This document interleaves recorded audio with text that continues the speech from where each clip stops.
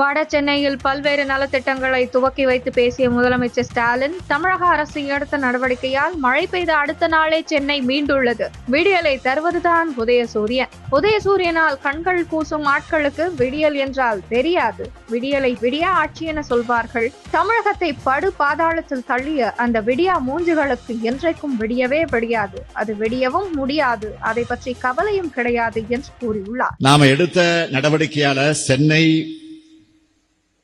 மழை நின்ற அடுத்த நாளே மீண்டிருக்கு. மழை நின்ன உடனே நான் கொளத்தூர் தொகுதியை பார்வையிட்டப்போ அங்கிருந்த ஒரு பெரியவர் சொன்னார், முதல் முறையா தில்லை நகர், வீனஸ் நகர், செந்தில் நகர் போன்ற இடங்கள்ல வெள்ளம் வரல. இந்த நகருக்கு விடிவு காலம் பிறந்துருச்சுன்னு சொன்னார். விடியலை தருவதுதான் உதயசூரியன்.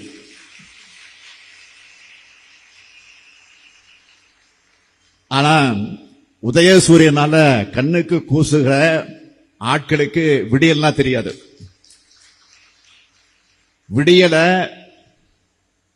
விடியல விடியாட்சின்னு சொல்லிக்கிட்டே இருப்பாங்க. தமிழ்நாட்டை படுபாதாளத்துக்கு தள்ளின அந்த விடியா மூஞ்சிகளுக்கு என்னைக்கும் விடியவே முடியாது. அது விடியவே முடியாது. அதை பத்தி நாம கவலைப்படல.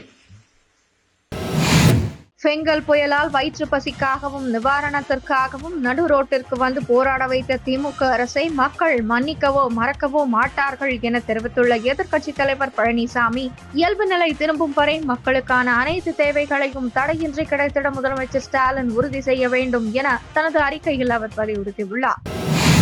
தமிழகத்தில் யாருக்கும் பாதுகாப்பு இல்லை. விஜயால் களத்தில் நிற்க முடியவில்லை. பிரச்சனை இருக்கிறது. அவர் போய் களத்தில் இருந்தால் பாதிக்கப்பட்ட மக்களின் கூட்டத்தை விட அவரை பார்க்க அதிகமான கூட்டம் வந்துவிடும். பிறகு அந்த பிரச்சனையை சமாளிக்க வேண்டும். விஜயால் களத்திற்கு செல்ல முடியாவிட்டாலும் உதவி செய்யும் எண்ணம் இருப்பதை பாராட்டலாம் என நாம் தமிழர் கட்சி ஒருங்கிணைப்பாளர் சீமான் தெரிவித்துள்ளார். நினைக்கிறாரு என்னை மாதிரி இப்ப நான் 7-8 தேதியில் களத்துக்கு போவேன். நான் ஏற்கனவே போய் நிற்பேன் மக்களோட மக்களா. அவரால் போய் அப்படி நிற்க முடியாது. பிரச்சனை இருக்குல்ல. அவர் போய் அங்கே நின்னா பாதிக்கப்பட்ட மக்களின் கூட்டம் விட அவரை பார்க்கணுங்கிற கூட்டம் அதிகமாக வந்துடும். அப்புறம் அந்த பிரச்சனையை வேற சமாளிக்கணும். நீங்கள் அங்கே போய் கூட்டம் கூடி அதனால வந்ததுன்னா பாருங்க, அவரை பார்க்க இவ்வளோ பேர் கூட்டிட்டாங்க, அந்த பாதிக்கப்பட்ட மக்களுக்கு உரிய லெவலில் செய்ய முடியல இதெல்லாம் அப்படின்னா அதுக்கு ஒரு விமர்சனத்தை வைப்பீங்க. அதனால அவர் சரி உதவணுங்கிற எண்ணம் இருக்கு, அதுக்கு நீங்கள் பாராட்டணும். சென்னை வானிலை மையம் வெளியிட்டுள்ள அறிக்கையில், கிழக்கு திசை காற்றின் வேக மாறுபாடு காரணமாக தமிழகத்திலும் ஓரிரு இடங்களிலும் புதுச்சேரி மற்றும் காரைக்கால் பகுதிகளிலும் டிசம்பர் 10ஆம் தேதி வரை இடி மின்னலுடன் கூடிய லேசானது முதல் மிதமான மழை பெய்யக்கூடும். சென்னையில் அடுத்த 48 மணி நேரத்திற்கு வானம் உருளவுடன் மேகமூட்டத்துடன் காணப்படும். நகரின் ஒரு சில பகுதிகளில் அதிகாலை வேளையில் லேசான பனிமூட்டம் காணப்படும். அதிகபட்ச வெப்பநிலை 33 டிகிரி செல்சியஸை ஒட்டியும் குறைந்தபட்ச வெப்பநிலை 27 டிகிரி செல்சியஸை ஒட்டியும் கூடும் என அறிவிக்கப்பட்டுள்ளது. கேரளாவில் சுற்றுலா தலங்கள் அதிக எண்ணிக்கையில் உள்ள நிலையில் பல்வேறு சுற்றுலா தலங்களை ஹெலிகாப்டர் சேவை மூலம் இணைக்கும் சுற்றுலா கொள்கைக்கு அம்மாநில அரசு ஒப்புதல் அளித்துள்ளது.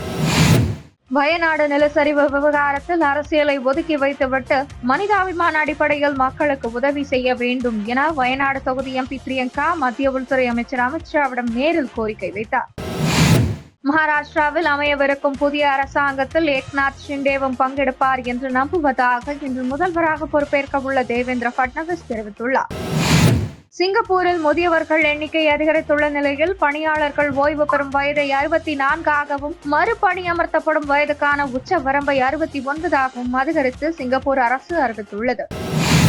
வியட்நாமின் ஹோச்சிமின் நகரை சேர்ந்தவர் 68 வயதாகும் ஜோங் மைலான். அந்நாட்டின் முன்னணி தொழிலதிபர்களில் ஒருவர். ஆரம்ப காலத்தில் வறுமையில் வாடிய இவர் மார்க்கெட்டில் வேலை பார்த்து வந்தார். பிறகு தாயாருடன் சேர்ந்து அழகு சாதன பொருட்களை விற்க துவங்கினார். பொருளாதார சீர்திருத்தம் காரணமாக 1986இல் அவர் தனது தொழிலை விரிவாக்கம் செய்தார். 1990இல் ஹோட்டல் மற்றும் உணவகம் துவக்கினார். பிறகு வான்சின் ஃபட் குரூப் என்ற ரியல் எஸ்டேட் நிறுவனம் துவங்கி அதில் கொடிகட்டி பறந்தார். 2022ஆம் ஆண்டு அக்டோபர் மாதம் ஜோங் மைலான் கைதான பிறகு அவரது மோசடிகள் வெளிச்சத்திற்கு வர துவங்கின. அந்நாட்டின் 5வது மிகப்பெரிய வங்கியான சைகோன் வணிக வங்கியை அவர் ரகசியமாக கட்டுப்படுத்தியது தெரிந்தது. மேலும் 2012 முதல் 2022 வரை பல போலி நிறுவனங்களை துவக்கியும் தனக்கு வேண்டியவர்கள் மூலமும் போலியாக கடன் பெற்று பெரும் மோசடி செய்தார். இதன் மூலம் அவர் $12.5 மில்லியன் கடன் பெற்றார். வங்கி மோசடியை மறைக்க ட்ரோங் மைலான் வங்கி அதிகாரிகளுக்கு $5.2 மில்லியன் லஞ்சம் கொடுத்துள்ளார். வியட்நாம் வரலாற்றில் இந்த அளவு லஞ்சம் கொடுக்கப்பட்டது இதுவே முதல் முறையாகும். இந்த முறைகேட்டில் ட்ரோங் மைலான் கணவர் மற்றும் உறவினர் உள்ளிட்டோருக்கு தொடர்பு உள்ளதாக குற்றம் சாட்டப்பட்டது. அவர்கள் மீதான ஆதாரங்களை 105 பெட்டிகளில் வைத்து போலீசார் நீதிமன்றத்தில் தாக்கல் செய்தனர். அதனை கண்காணிப்பதற்கு என சிசிடிவி கேமராக்கள் பொருத்தப்பட்டன. ஏப்ரல் மாதம் முதல் துவங்கிய விசாரணை முடிவில் மோசடி, லஞ்சம் மற்றும் வங்கி மோசடியில் ஈடுபட்டதற்காக ட்ரோங் மைலானுக்கு மரண தண்டனை விதிக்கப்பட்டுள்ளது. வியட்நாம் சட்டப்படி மோசடி தொகையில் 75% தொகையை திருப்பியளித்தால் மரண தண்டனை குறைக்கப்படும். இதனை அடுத்து அரசுக்கு திருப்பி கொடுக்க வேண்டிய $9 பில்லியன் திரட்டும் பணியில் அவரது வழக்கறிஞர்கள் ஈடுபட்டுள்ளனர். அவரது சொத்துக்களை விற்றும் நண்பர்களிடம் கடன் வாங்கும் முயற்சியும் நடக்கிறது. அவரது நிறுவனத்தின் பங்குகளை விற்க முயற்சி நடந்த போதும் அது சவாலாக உள்ளதாக கூறப்படுகிறது.